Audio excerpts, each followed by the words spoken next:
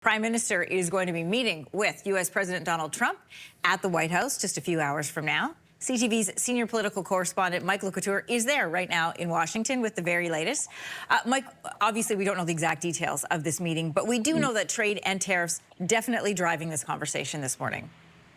Yeah, for sure. And we've heard from the Canadian side, they're cautiously optimistic that maybe this meeting will lead to some sort of progress, Anne-Marie, on relief for the steel tariffs, at least. And we know those have been punishing the Canadian steel industry, 50% tariffs on anything that's going into the U.S., and that is something that has obviously been affecting the industry on the Canadian side of the border. Tariffs are something that Donald Trump, even yesterday, was talking about how good they are, and he sort of previewed and said that he thinks that Mark Carney, the Prime Minister, will want to talk to him about tariffs, and said that he thinks that tariffs are a good thing, saying that they were a bit of a peacemaker, and that if he didn't have tariffs, he wouldn't have been able to end a few of the wars that he says that he has ended. So certainly that is something that both sides look like they want to talk about, or at least the Canadians do. And that's the thing, Anne-Marie. I mean, the Canadian side really keeping a lot of their cards close to their chest here in terms of what their ideas are for going into this and what their strategy is going into this as well.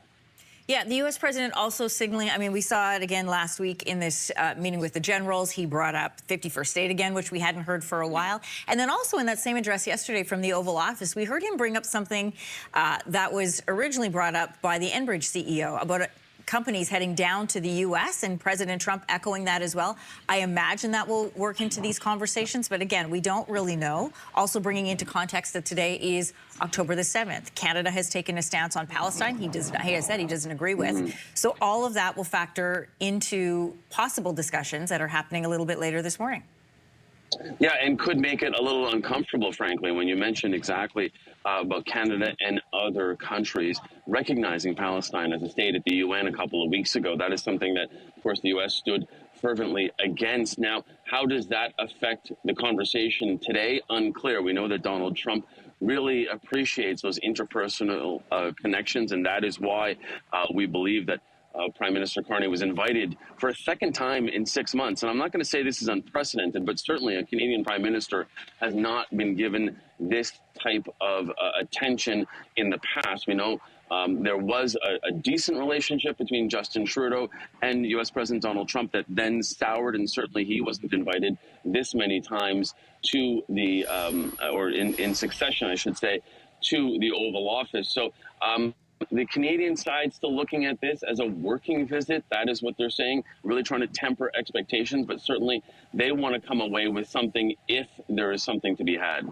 Mike, you've got a better knowledge of the agenda that's happening today. One moment that's always interesting to watch, perhaps very telling, is when we see the two of them sitting together in the Oval Office, and they usually open it up to press and reporters. I don't know if that's happening again today, but I do imagine that the negotiation deadline that's coming up for CUSMA, as we call it here, is starting in January. So how could that work into the discussions?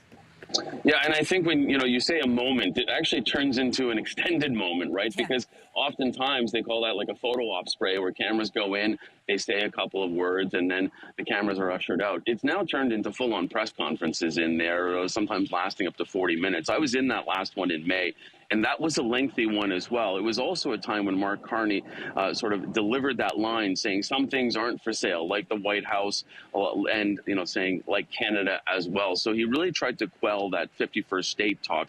Whether or not it'll be brought up again, that's another question. But you also have to think, Anne-Marie, that as much as Canada wants to talk about trade, in that moment, think about how there's the government shutdown that is now starting its 7th day today in the United States, and of course all of the crackdowns in different cities around this country by ICE agents. And so the American press will likely want to talk to Donald Trump about this, because this is one of the first press conferences that he is giving in this type of venue since the government shutdown here. So there is a lot to be answered for on the American side. So he may be actually happy to talk about tariffs if some Canadian journalists, such as myself, will be throwing those questions at him today.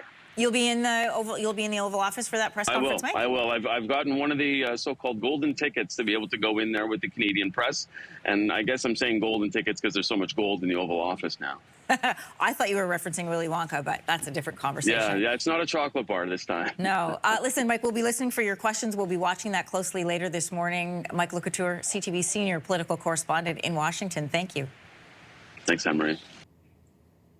If you like that video, make sure to subscribe to the Your Morning YouTube feed, where you can find all kinds of new content posted every weekday morning.